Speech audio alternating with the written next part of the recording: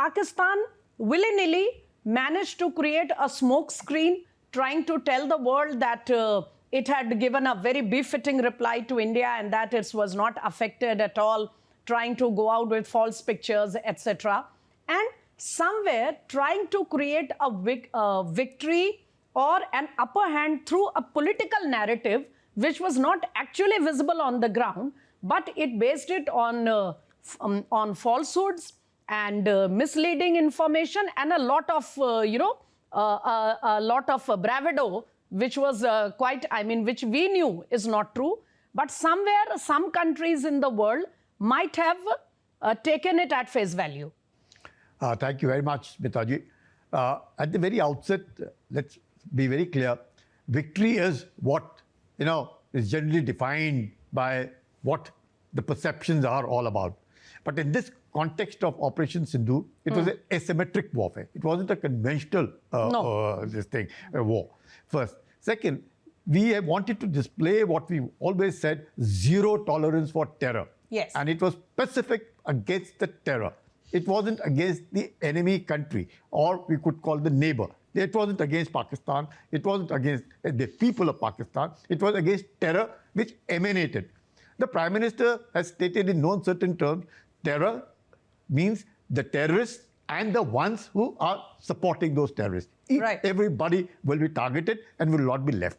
So keeping that as a backdrop, the precision which Marshal Chopra has been talking about, it is that which created a total, I would say, Pakistan, not just Pakistan, the world over, they didn't expect that it would be so accurate that there was no collateral damage. That's the first thing, no collateral damage. At a time when it was executed, it was to ensure that the people of Pakistan are not hurt, but only the terrorists and the families who were living where those 9 of those had been hit. Sir, for a lay person like me, how do you differentiate what is the terror network and what is the conventional Pakistani establishment? When the big guns in the government are seen present in the funeral of dreaded terrorists, and everybody knows that there is a very thin line which actually differentiates the actual terrorist and the formal establishment of that country. Absolutely, I agree with you, because if it was feasible and if the terrorist had 2 horns coming out, we would actually be able to identify that he is a terrorist. They look like anybody else, merge and still be able to do it, which ensures that we need to build up our capacity.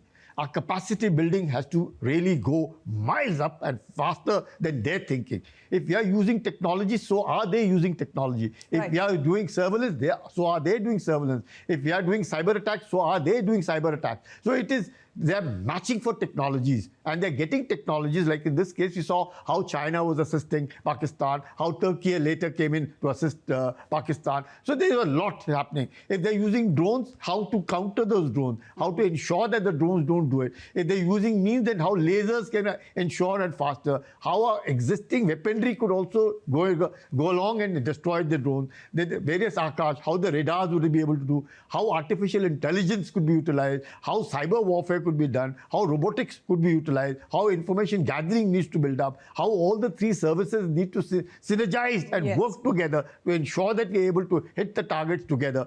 So all this particular thing showed, and we always called out the nuclear bluff of Pakistan, because Pakistan thought that they could get away thinking that they were nuclear. So is everybody. Nuclear is a deterrence. That's it. It doesn't mean that you can carry on thinking that you can use nuclear. Nobody can actually do so. Right.